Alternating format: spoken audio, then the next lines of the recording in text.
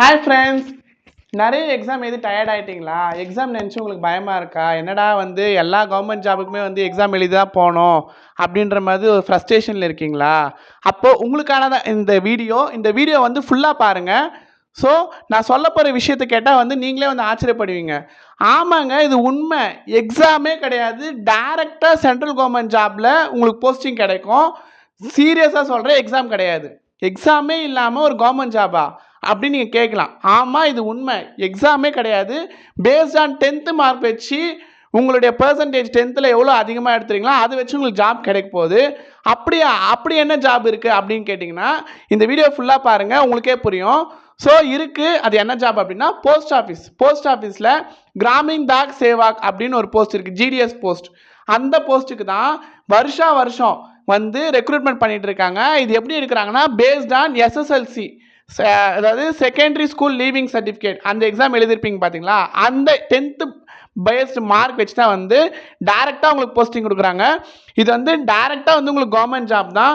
So வந்து உங்களுக்கு எந்த எக்ஸாமே கிடையாது. பேஸ்ட் ஆன் 10th மார்க் வச்சு நீங்கள் அப்ளை பண்ணுங்கள். உங்கள் ஊர்லேயே உங்கள் பக்கத்துலேயே வேலை கிடைக்கும். நீங்கள் எந்த ஊரில் இருக்கீங்களோ உங்கள் சொந்த ஊர்லேயே வேலை கிடைக்கும்.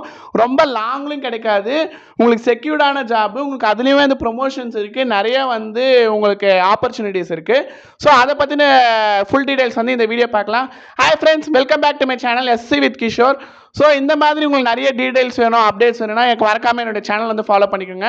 அதே மாதிரி எஸ்எஸ்சி பற்றின எக்ஸாம் பற்றின டீடைல்ஸ் வந்து உங்களுக்கு அப்டேட் வேணும்னா வந்து என்னோடய சேனல் வந்து ஃபாலோ பண்ணிக்கோங்க. இன்ஸ்டாகிராம்லேயும் என்னோடய ஐடி இருக்குது. ஸோ அதையும் நான் பின் பண்ணுறேன். அதுலேயும் வந்து என்னுடைய ஐடி வந்து ஃபாலோ பண்ணிக்கோங்க. மறக்காமல் பெல் பட்டனை கிளிக் பண்ணிக்கோங்க. உங்களுக்கு எல்லா நோட்டிஃபிகேஷன்ஸும் வந்து டைமுக்கு டைம் வந்து உங்களுக்கு மறக்காமல் வந்து உங்களுக்கு ரீச் ஆகிடும். ஸோ இப்போ வந்து இந்த ஜாப் என்ன அப்படின்னு வந்து டீடைலாக பார்ப்போம். இந்த போஸ்டிங் பேர் என்னன்னு பார்த்தீங்கன்னா கிராமின் டாக் சேவாக், ஜிடிஎஸ்ன்னு சொல்லுவாங்க. போஸ்ட் ஆஃபீஸில் வந்து இது வந்து வருஷம் வந்து எடுத்துகிட்டு இருக்காங்க. நியர்பை இது வந்து 2019 எடுத்துகிட்டு இருக்காங்க. ஆல்மோஸ்ட் இது வந்து 7th இயராக வந்து இந்த இது வந்து கண்டக்ட் பண்ணிட்டு இருக்காங்க. ஸோ ஒரு சேடான நியூஸ் என்னன்னு பார்த்தீங்கன்னா, இது நிறைய பேருக்கு வந்து இப்படி ஒரு ஜாப் இருக்குதுன்னே தெரியாது. எல்லாமே வந்து நம்ம கவர்மெண்ட் ஜாப் போகணும், ஒரு சென்ட்ரல் கவர்மெண்ட்டோ ஸ்டேட் கவர்மெண்ட்டோ போகணும்னா நம்ம எக்ஸாம் எழுதி தான் போகணும், எக்ஸாம் எழுதி பாஸ் பண்ண தான் போக முடியும் அப்படின்னு நினச்சிட்டு இருக்காங்க. பட் இந்த ஒரு ஜாப் மட்டும் நீங்கள் எக்ஸாமே எழுத தேவையில்லை. நீங்கள் 10th படிச்சிருந்தீங்கனாலே போதும். 10th குவாலிஃபிகேஷன் தான் ஆல்மோஸ்ட் வந்து இம்பார்ட்டன்ட்டு. அப் டு நீங்கள் 10th வரைக்கும் படிச்சிருந்தீங்கன்னா, அப்புறம் மேற்கொண்டு நீங்கள் படிச்சிருக்கீங்களோ படிக்கலையோ அதை பற்றி தேவையே கிடையாது. 10th குவாலிஃபிகேஷன் படிச்சுட்டு உங்களுக்கு ஓரளவு கம்ப்யூட்டர் நாலேஜும் உங்களுக்கு சைக்கிளிங் பண்ண தெரியும், உங்களுக்கு சைக்கிள் ஓட்ட தெரியும் அப்படின்னா நீங்கள் அந்த ஜாபுக்கு வந்து எலிஜிபிள். உங்களுக்கு வந்து கம்ப்யூட்டர் நாலேஜ் இருக்குன்னா ஒரு கம்ப்யூட்டர் வந்து ஒரு சர்டிஃபிகேட் கோர்ஸ் வந்து படிச்சிருந்தீங்கன்னா போதும். அப்படி இல்லை நீங்கள் வந்து காலேஜில் ஏதாச்சும் டிகிரி பண்ணியிருக்கீங்க அப்படின்னா அதில் வந்து கம்ப்யூட்டர் வந்து ஒரு கோர்ஸாக சப்ஜெக்டாக படிச்சிருக்கீங்கன்னா உங்களுக்கு வந்து அந்த சர்டிஃபிகேட்டும் தேவையில்லை. பட் நீங்கள் வந்து 10th வரைக்கும் தான் படிச்சிருக்கீங்க, 12th வரைக்கும் தான் படிச்சிருக்கீங்கன்னா நீங்கள் அந்த கம்ப்யூட்டர் கோர்ஸ் சர்டிஃபிகேட் வந்து மஸ்ட்டு, அது இருந்தால் போதும். ப்ளஸ் வந்து உங்களுடைய கேஸ்ட், என்ன கேஸ்ட் அப்ளை பண்ணி அந்த கேஸ்ட் சர்டிஃபிகேட், உங்கள் 10th மார்க் ஷீட், இது 3 மட்டுமே இருந்தால் போதும். நீங்கள் 10th வந்து ஹையஸ்ட் மார்க் எடுத்திருந்தீங்கன்னா உங்கள் ஊரில் நீங்கள் நினச்ச அந்த சென்ட்ரல் கவர்மெண்ட் ஜாபு, ஒரு கனவாக நினச்சிட்டு இருக்க ஜாப் வந்து உங்கள் ஊரில் உங்கள் வீட்டு பக்கத்துலேயே கிடைக்கும். ஸோ அது எங்கெங்கே போஸ்ட் பண்ணுவாங்கன்னா head post office, branch post office, sub post office, 3 office இருக்குது போஸ்ட் ஆஃபீஸில். சில எங்கே வேணாலும் உங்களுக்கு கிடைக்கும். Based on your category and mark வச்சு வந்து அவங்களே வந்து ரிசல்ட் விடுவாங்க. ஸோ இதுக்கான எலிஜிபிலிட்டி க்ரைட்டீரியா என்னென்னு பார்த்தீங்கன்னா மினிமம் குவாலிஃபிகேஷன் வந்து 10th முடிச்சிருக்கணும். அதே மாதிரி கம்ப்யூட்டர் வந்து நாலேஜ் இருக்கணும், சைக்கிளிங் தெரிஞ்சிருக்கணும். ஓகேங்களா? ஸோ இதுக்கு அப்ளை பண்ணுங்க. என்ன சார் ப்ரொசீஜர், எப்படி நான் அப்ளை பண்ணுறது அப்படின்னா இங்கே ஒரு லிங்க் கொடுத்துருக்கேன் பாருங்கள். இந்த லிங்க்கை வந்து பார்த்துக்கோங்க. இந்த லிங்க்கை வந்து https:/GDS ஆன்லைன் என்கேஜ்மெண்ட். இந்த லிங்க்குள்ளே போனீங்கன்னா உங்களுக்கு எல்லா டீடைல்ஸுமே அதில் இருக்கும், நோட்டிஃபிகேஷன் இருக்கும். ஸோ அதை வந்து ஃபுல்லாக படித்து பாருங்கள். ஸோ இதுக்கு அப்ளை பண்ணுற டேட் வந்து ஆன்லைனில் வந்து எப்போன்னு பார்த்தீங்கன்னா 2/2 16/2 வரைக்கும் வந்து அப்ளை ஆன்லைன் கொடுத்துருக்காங்க. அதுக்கு முன்னாடி வந்து நம்ம எஸ்எஸ்சியில் வந்து எப்படி ஒன் டைம் ரிஜிஸ்ட்ரேஷன் பண்ணுவோம் அதே மாதிரி இதுலேயுமே ஒன் டைம் ரிஜிஸ்ட்ரேஷன் பண்ணணும். அந்த ஒன் டைம் ரிஜிஸ்ட்ரேஷன் டேட் எப்போன்னு பார்த்தீங்கன்னா 31/1 14/2 வரைக்கும் ஒன் டைம் ரிஜிஸ்ட்ரேஷன் கொடுத்துருக்காங்க. ஸோ அது டைம் நிறைய இருக்குது. ஸோ இப்போ ஒன் டைம் ரிஜிஸ்ட்ரேஷன் பண்ணலன்னா ஃபஸ்ட்டு வந்து உங்கள் மொபைல் நம்பர், அது வந்து ஆதார் நம்பர், உங்களுக்கு டீட்டெயில்ஸ், பேசிக் டீட்டெயில்ஸ், உங்கள் நேமு, உங்கள் ஃபாதர் நேமு, உங்கள் மதர் நேமு, அப்புறம் வந்து உங்கள் டேட் ஆஃப் பர்த் எல்லாம் கொடுத்தீங்கன்னா உங்கள் ஃபோனுக்கு ஒரு ஓடிபி வரும். அந்த ஓடிபி வச்சு நீங்கள் வெரிஃபை பண்ணிட்டீங்கன்னா உங்களுக்கு வந்து யூனிக்காக ஒரு ரெஃபரன்ஸ் நம்பர் கொடுப்பாங்க. ஸோ அந்த ரெஃபரன்ஸ் நம்பர் காப்பி பண்ணிக்கோங்க. ஸோ அந்த ரெஃபரன்ஸ் நம்பர் நோட் பண்ணி வச்சுட்டு அதை வச்சு தான் நீங்கள் வந்து லாகின் பண்ணுற மாதிரி இருக்கும். பாஸ்வேர்டு வந்து சிஸ்டம் ஜென்ரேட்டட் பாஸ்வேர்டு வந்து அதுவே வந்து ஜென்ரேட் ஆகும் ஒன் டைம் ரெஜிஸ்ட்ரேஷன் பண்ணும்போது. ஸோ அந்த பாஸ்வேர்டும் அந்த ரெஃபரன்ஸ் நம்பரும் யூனிக்காக இருக்கும். அதை வந்து நீங்கள் நோட் பண்ணி வச்சுக்கோங்க. ஸோ மறுபடியும் வந்து நீங்கள் லாகின் பண்ணுற மாதிரி இருக்கும். லாகின் ஓப்பன் விண்டோ வந்து ஓப்பன் ஆயிருச்சு. ஸோ நீங்கள் வந்து அப்ளை பண்ணுற விண்டோ வந்து ஓப்பன் ஆயிருச்சு. ஸோ இந்த டீடைல்ஸ் போட்டு லாகின் பண்ணிங்கன்னா உள்ளே வந்து உங்களுடைய எல்லாமே உங்கள் பேசிக் டீடைல்ஸ் தான் கேட்கும். ரொம்ப வந்து எந்த ஒரு காம்ப்ளிகேட் திங்ஸுமே இருக்காது.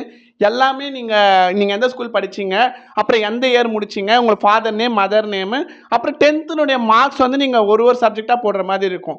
நீங்கள் 10th என்ன ஸ்டேட் போர்ட் படிச்சிங்களா, சிபிஎஸ்சி எந்த போர்ட் ஆஃப் எக்ஸாமினேஷன் படிச்சிங்களோ அதை செலக்ட் பண்ணிக்கோங்க. அந்த ட்ராப் டவுன் லிஸ்ட்டில் வரும். அந்த ட்ராப் டவுன் லிஸ்ட்டில் வந்து செலக்ட் பண்ணிவிட்டு நீங்கள் வந்து ஆப்ஷனலாக ஒரு லாங்குவேஜ் வந்து அடிஷ்னலாக படிச்சிருந்தீங்க, இன்க்ளூடிங் அந்த 5 இப்போ தமிழ்நாடுலேருந்து அப்ளை பண்ணுறீங்க அப்படின்னா அது தமிழ்நாடுக்கு வந்து தமிழ் தான் வந்து மெயின் சப்ஜெக்டாக இருக்கும். ஸோ அதை தவிர்த்து நீங்கள் வந்து அடிஷ்னலாக வந்து அதர் லாங்குவேஜஸ் வந்து ஆப்ஷனல் லாங்குவேஜ் தான் படிச்சு ஹிந்தி, ஃப்ரெஞ்சு அந்த மாதிரிலாம் படிச்சிருப்பீங்க 10th.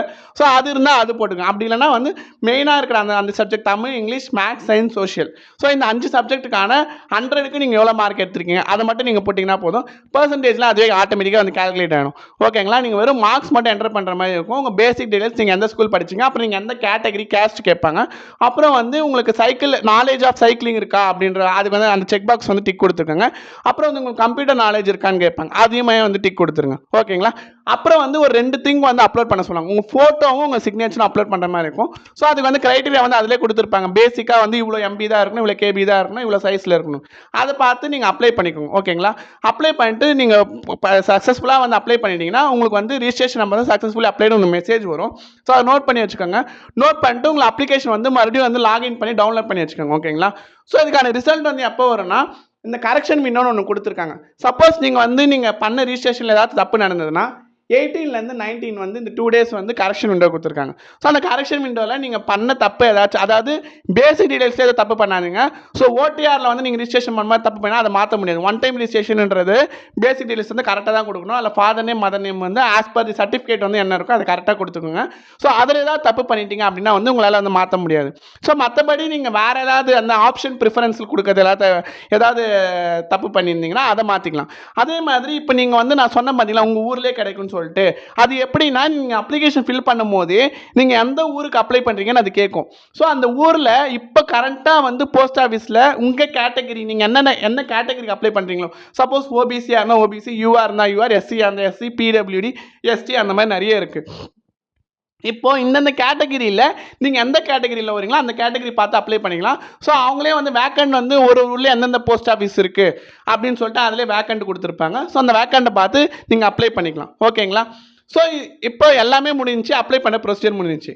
எனக்கு ஒரு டவுட்டு சார், என்னன்னா நீங்கள் எந்தெந்த போஸ்ட்டுக்கெலாம் எடுப்பாங்க, நீங்கள் போஸ்ட் ஆஃபீஸில் எடுப்பாங்கன்னு சொல்லிட்டீங்க, எந்தெந்த போஸ்டிங் போடுவாங்கன்னு சொல்லிட்டீங்க.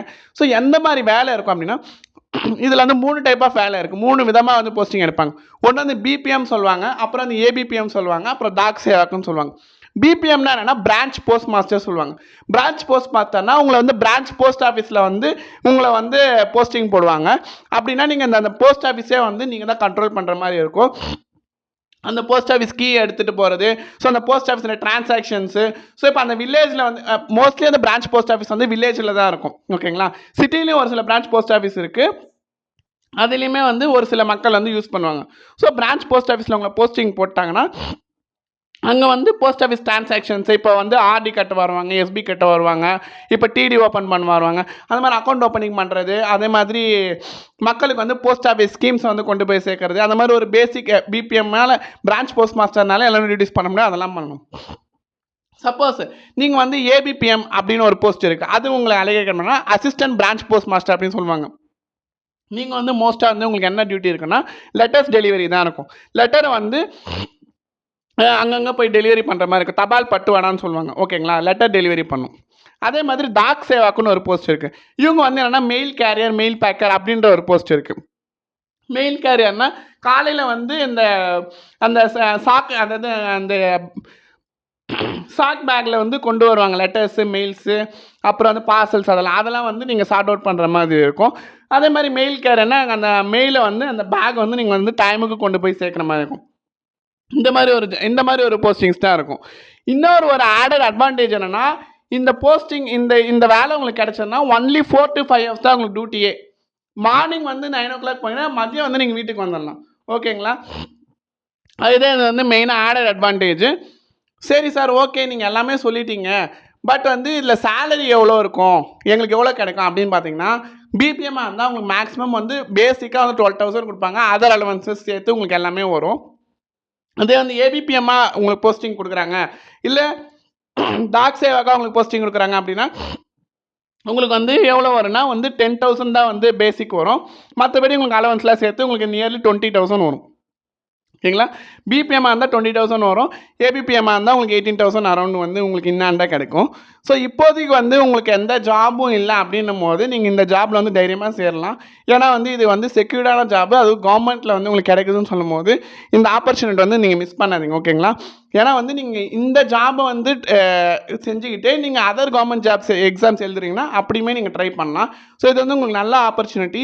ஸோ இந்த ஜாப்மே வந்து நிறைய பேர் கிடைக்காம இருக்குது. யார் நிறைய மார்க் எடுத்துருக்காங்களோ அவங்க தான் ஃபஸ்ட்டு கிடைக்கும். ஸோ உங்கள் 10th மார்க் ஷீட் எடுத்து பாருங்கள், உங்களுக்கு எவ்வளோ பர்சன்டேஜ் இருக்குது, எவ்வளோ மார்க் எடுத்திருக்கீங்கன்னு சொல்லிட்டு. ஸோ டைம் வேஸ்ட் பண்ணாதீங்க, டைம் நிறைய இருக்குது. உடனே போயிட்டு அப்ளை பண்ணுங்கள், இன்றைக்கே போயிட்டு. ஸோ அப்ளை பண்ணுற ஃபீஸ் என்னன்னு பார்த்தீங்கன்னா, ஜென்ரல் மற்ற ஓபிசி கேண்டிடேட்ஸாக இருந்தால் 100, மற்றபடி SC ST female PWD candidates எல்லாருக்குமே வந்து ஃபீஸே இல்லை. அப்படின்னா நீங்கள் தாராளமாக வந்து அப்ளை பண்ணலாம். ஓகேங்களா? ஏன்னா வந்து 100 rupees கூட வந்து மினிமம் அமௌண்ட் தான். ஏன்னா வந்து இப்போ நிறைய கவர்மெண்ட் எக்ஸாம்ஸ் வந்து நிறைய ஃபீஸ் வாங்குறாங்க. இது வந்து எக்ஸாமே இல்லாதப்போ நீங்கள் 100 rupees வந்து பேர் பண்ணுறது வந்து அவ்வளோ பெரிய விஷயம் கிடையாது.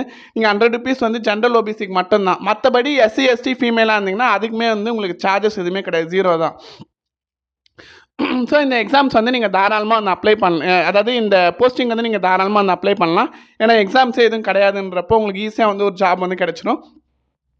இதுக்கு ரிசல்ட் வந்து பார்த்தீங்கன்னா வந்து உங்களுக்கு வந்து அரௌண்டு மார்ச் ஆர் ஏப்ரல் வந்து ஸ்டார்டிங்கில் வந்து விட்டுருவாங்க. இது வந்து எப்படி விடுவாங்கன்னா ஒரு லிஸ்ட்டாக விடுவாங்க. ஃபஸ்ட்டு ஒரு லிஸ்ட்டு விடுவாங்க. அது எப்படின்னா மார்க் ஹையஸ்ட்டாக யார் ஸ்கோர் பண்ணியிருக்காங்களோ அதுலேருந்து வந்து ரெடியூஸ் ஆகிட்டே வரும். ஸோ கடைசியாக வந்து லாஸ்ட் கேட்டகரியில் யார் எல்லா போஸ்ட்டுக்குமே ஃபில் பண்ணிட்டாங்கன்னா அந்த போஸ்ட் வந்து ஃபில் ஆகிரும். மறுபடியும் வந்து ஃபஸ்ட்டு லிஸ்ட்டில் வராதவங்க செகண்ட் லிஸ்ட்டு, தேர்ட் லிஸ்ட்டு, நம்ம சப்ளிமெண்ட்ரி லிஸ்ட்டு விட்டுட்டே இருப்பாங்க. எனக்கு தெரிஞ்ச இந்த சப்ளிமெண்ட்ரி லிஸ்ட் வந்து 7, 8, 9 வரைக்கும் போயிருக்கு. ஓகேங்களா? ஸோ உங்களுக்கு ஃபஸ்ட்டு இதில் வந்து உங்களுக்கு வாய்ப்பு கிடைக்கலாம் கூட அடுத்த லிஸ்ட்டில் வந்து உங்கள் பேர் வரதுக்கான சான்சஸ் நிறைய இருக்குது. ஸோ அப்பப்போ வந்து இந்த வெப்சைட் வந்து பார்த்துட்டே இருங்க. ஸோ ஃபஸ்ட்டு ஒரு லிஸ்ட் விடுவாங்க, அதில் உங்கள் பேர் இருந்துச்சுன்னா நீங்கள் செலக்டட், உங்களுக்கு மெசேஜும் மெயிலும் வரும். ஓகேங்களா? ரிசல்ட் வந்து பிடிஎஃபாக விடுவாங்க, யாரெல்லாம் செலக்ட் ஆகிருக்கீங்க, எந்தெந்த ஆஃபீஸ்க்கு வந்து செலக்ட் அவங்களே வந்து நீங்கள் வந்து ப்ரிஃபரன்ஸ் போடுறீங்க பார்த்தீங்களா, ஆஃபீஸ் ப்ரிஃபரன்ஸு. ஸோ அதுலேருந்து வந்து அவங்களே வந்து நீங்கள் எந்த ஆஃபீஸ்க்கு வந்து அலோகேட் பண்ணியிருக்காங்க அப்படின்றத வந்து அவங்களே வந்து அந்த ரிசல்ட் பிடிஎஃப்ல வந்து விட்டுருவாங்க. சரி. ஸோ அந்த ஆஃபீஸுக்கு போயிட்டு நீங்கள் வந்து ஒர்க் பண்ணலாம். அதே மாதிரி இப்போ ஃபஸ்ட்டு லிஸ்ட்டில் வரல அப்படின்னா செகண்ட் லிஸ்ட்டில் உங்கள் பேர் வரலாம். ஸோ அந்த கண்டினியூஸாக அந்த லிஸ்ட் வந்து எல்லாருமே வந்து நீங்கள் பார்த்துக்கிட்டே இருக்கணும். இது வந்து ஜிடிஎஸ் போஸ்ட்டுக்கான இது. Coming to the SSC point of வியூவில் வந்து பார்த்தீங்கன்னா எஸ்எஸ்சியில் வந்து சிஜிஎல் எக்ஸாம் நடந்திருக்கு. ஸோ அதுக்கான டென்டேட்டிவ் ஆன்சர் கீ அப்லோட் பண்ணுறதுக்கான விண்டோ வந்து ஓப்பன் பண்ணியிருக்காங்க. ஸோ அந்த விண்டோ வந்து முடிஞ்சு அதாவது நம்ம கேண்டிடேட்ஸ் ரெஸ்பான்ஸ் வந்து அப்ஜெக்ஷன்ஸ் ரைஸ் பண்ணுற விண்டோ வந்து ஓப்பன் பண்ணியிருக்காங்க. இப்போ நம்ம வந்து கேண்டிடேட்ஸ் ரெஸ்பான்ஸ் இருக்கும். ஸோ நம்ம ஆன்சர்ஸ் கீ வந்து விட்டுட்டாங்க. ஸோ அந்த ஆன்சர்ஸ் கீழே ஏதாவது அப்ஜெக்ஷன் இருந்தால் அதை ரைஸ் பண்ணுறதுக்கான விண்டோ வந்து ஓப்பன் பண்ணியிருக்காங்க. இது வந்து எதை மீன் பண்ணுது அப்படின்னா, இது எதை குறிக்குது அப்படின்னா, மேபி இன்னும் 1 or 2 monthல ரிசல்ட்டே வந்து பப்ளிஷ் பண்ணுறதுக்கான வாய்ப்புகள் நிறைய இருக்குது. ஏன்னா வந்து அப்ஜெக்ஷன் விண்டோ வந்து ரைஸ் பண்ணிட்டாங்கன்னா ஃபைனல் ஆன்சர் கீ வந்து அதுக்கப்புறம் எல்லாமே ஸ்க்ரூட்டினைஸ் பண்ணிவிட்டு ஃபைனல் ஆன்சர் கீ விடுவாங்க. ஏதாவது அப்ஜெக்ஷன்ஸ் இருந்ததுன்னா அதை வந்து கன்சிடர் பண்ணிவிட்டு ஸோ ஃபைனலாக கரெக்ட் ஆன்சர் கீ எதுவோ வந்து அது வந்து வித்தின் 1 month இல்லை 1.5 monthல விட்டுருவாங்க. ஸோ அது விட்டுட்ட உடனே ஃபைனல் ரிசல்ட் வந்து உங்களுக்கு ஏப்ரல் ஆர் மே ஃபஸ்ட் வீக்கில் உங்களுக்கு ஃபைனல் ரிசல்ட் வந்து பிடிஎஃபாக வந்து வந்துடும். ஸோ வெயிட் பண்ணுங்கள். ஓகேங்களா? ஸோ எஸ்எஸ்சியில் உங்களுக்கு ஏதாச்சும் டவுட் இருந்துச்சுன்னா எனக்கு பிங்க் பண்ணுங்கள். அதே மாதிரி மறக்காமல் என்னுடைய சேனல் வந்து சப்ஸ்கிரைப் பண்ணிக்கோங்க. என்னுடைய சேனல் நேம் வந்து எஸ்எஸ்சி வித் கிஷோர் கே. ஓகேங்களா? இந்த போஸ்ட் ஆஃபீஸ் வந்து ஜாப் வந்து ஜிடிஎஸ் போஸ்ட்டு. ஸோ இதை மறக்காமல் வந்து எல்லோரும் அப்ளை பண்ணிடுங்க. இதை வந்து இந்த ஆப்பர்ச்சுனிட்டி வந்து மிஸ் பண்ணாதீங்க. ஓகேங்களா? ஓகே ஃப்ரெண்ட்ஸ், தேங்க்யூ, பாய்.